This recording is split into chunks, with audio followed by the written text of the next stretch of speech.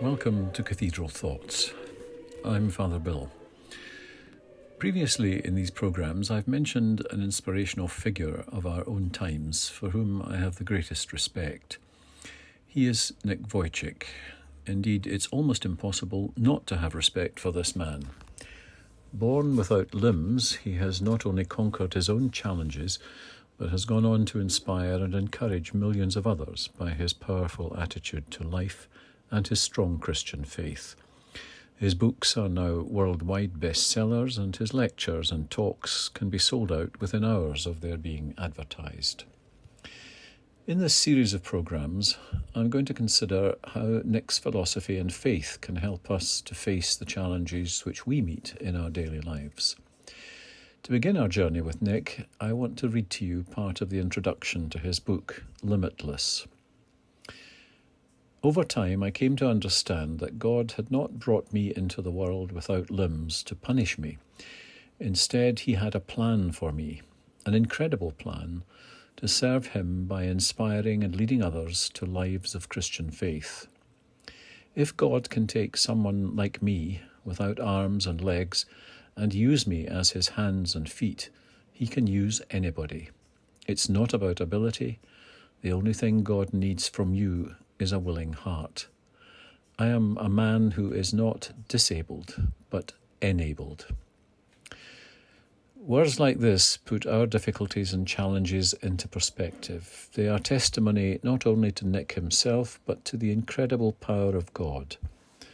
Psalm 73 puts it like this: "You guide me with your instruction, and at the end you will receive me with honour. What else have I in heaven but you? Since I have you, what else could I want on earth? My mind and my body may grow weak, but God is my strength. He is all I ever need." God's power to transform hearts and minds is beyond our understanding. All we need is a willing heart. Nick is often asked how he can be so happy with his life, and his reply is always the same. "I found happiness when I realized that, as imperfect as I may be, I am the perfect Nick Wojcik. I am God's creation, designed according to his plan for me.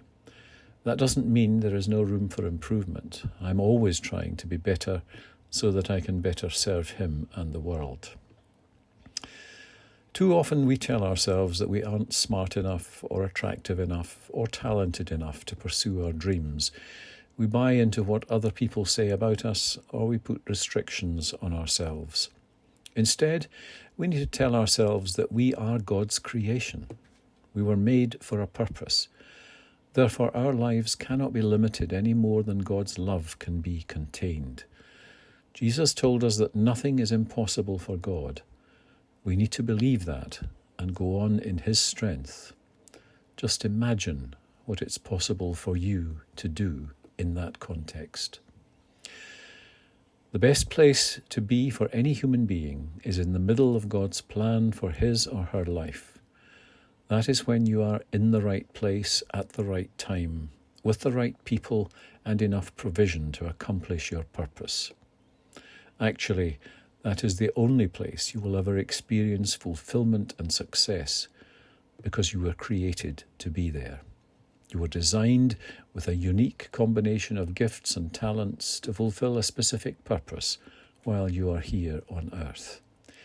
Any other plan you might have in your life will never satisfy you, because sooner or later God's plan will be tugging at your heart and you will feel deeply dissatisfied.